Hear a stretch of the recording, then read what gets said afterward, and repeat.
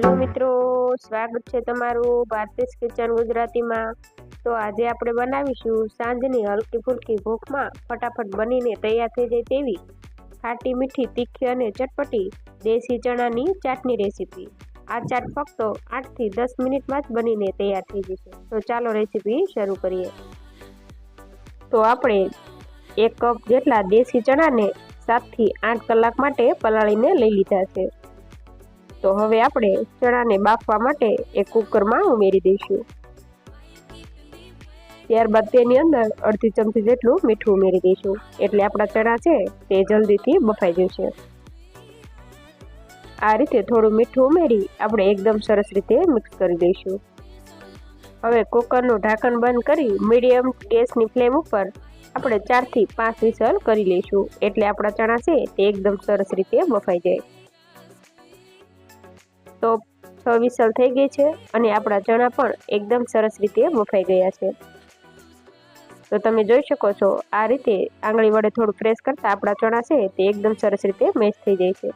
તો હવે તેમાંથી પાણી નિતારી લઈશું અને ચણાની ચાટ બનાવવા માટે આપણે એક મસાલાની પેસ્ટ બનાવીને તૈયાર કરીશું।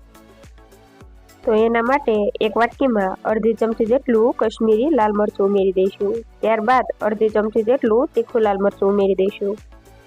હવે આપણે તેની અંદર 1 ચમચી જેટલું ધાણા જીરું પાવડર ઉમેરી દઈશું।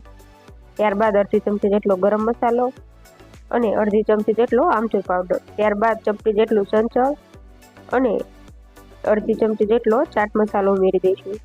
ત્યારબાદ તેની અંદર આ રીતે 3 થી 4 ચમચી જેટલું પાણી ઉમેરી આપણે એકદમ સરસ રીતે મિક્સ કરી લઈશું અને એક મિશ્રણ તૈયાર કરી લઈશું। આ રીતે આપણે પાણી ઉમેરીને મિશ્રણ તૈયાર કરીશું તો આપણા મસાલા સાતળતી વખતે બળશે નહીં। તો આપણું મિશ્રણ તમે જોઈ શકો છો એકદમ સરસ રીતે મિક્સ થઈ આવી થિકનેસ વાળું બનીને તૈયાર થઈ ગયું છે। તો હવે આપણે ચણાની ચાટ બનાવવાનું શરૂ કરીએ। તો એના માટે એક પેનમાં 2 મોટી ચમચી જેટલું તેલ ગરમ કરવા માટે રાખી દઈશું। આ રીતે તેલ હલકું ગરમ થઈ જાય ત્યારબાદ તેની અંદર અડધી ચમચી જેટલી આદુ અને લસણની પેસ્ટ ઉમેરી દઈશું અને એકદમ સરસ રીતે મિક્સ કરી લઈશું અને ફક્ત અડધી મિનિટ સુધી આપણે સાતળી લઈશું। આ રીતે આદુ લસણ થોડા સતળાઈ જાય ત્યારબાદ આપણે તેની અંદર બનાવેલી પેસ્ટ ઉમેરી દઈશું અને એકદમ સરસ રીતે મિક્સ કરી લઈશું। આપણે આ મસાલા સાતળતી વખતે ગેસની ફ્લેમ મીડિયમ ટુ લો જ રાખવાની છે, નહીંતર આપણા મસાલા બળી જશે અને આપણી ચાટમાં તેનો ટેસ્ટ બિલકુલ સારો નહીં આવે। તો એ વાતનું ખાસ ધ્યાન રાખો। તો એકાદ મિનિટમાં જ તમે જોઈ શકો છો આપણા મસાલામાંથી આ રીતે થોડું થોડું તેલ પણ છૂટું પડવા લાગી ગયું છે। તો હવે આપણે વધારે અડધી મિનિટ સુધી આ રીતે કન્ટિન્યુ ચલાવતા જઈ આપણે મસાલાને સાતળી લઈશું।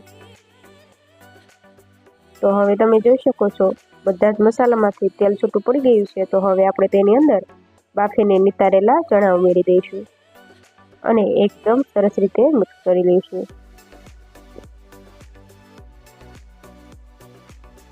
તો તમે જોઈ શકો છો આપણા ચણા છે તે મસાલા સાથે એકદમ સરસ રીતે મિક્સ થઈ ગયા છે અને મસાલાનું કોટિંગ આપણા ચણા પર એકદમ સરસ રીતે થઈ ગયું છે। તો હવે આપણે મીડિયમ ટુ લો ગેસની ફ્લેમ રાખી આ રીતે અડધી મિનિટ સુધી આપણે ચલાવી લઈશું, જેથી બધા જ મસાલાનો ટેસ્ટ આપણા ચણામાં આવી જાય અને આપણી ચણાની ચાટ છે તે એકદમ ટેસ્ટી બનીને તૈયાર થાય। તો તમે જોઈ શકો છો બધા જ ચણા પર એકદમ સરસ રીતે મસાલાનું કોટિંગ આવી ગયું છે। આપણે ચણા પર એકદમ સરસ રીતે મસાલાનું કોટિંગ થાય એ રીતે આપણે મસાલાનો ઉપયોગ કરવાનો છે, તો જ આપણી ચાટ છે તે એકદમ ટેસ્ટી બનીને તૈયાર થશે।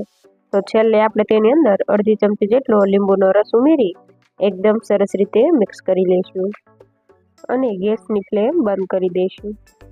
ત્યારબાદ આ બનાવેલી ચાટ છે તે આપણે એક બાઉલમાં કાઢી લઈશું। આ રીતે બધી ચાટ આપણે એક બાઉલમાં કાઢી લઈશું અને હવે આપણે તેની અંદર આ રીતે એક મીડિયમ સાઇઝની ડુંગળીને ઝીણી ઝીણી કટ કરીને તેની અંદર ઉમેરી દઈશું।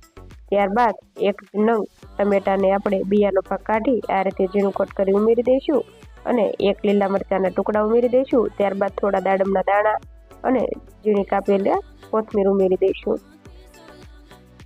હવે આપણે આ બધા જ મસાલાને એકદમ સરસ રીતે મિક્સ કરી લઈશું।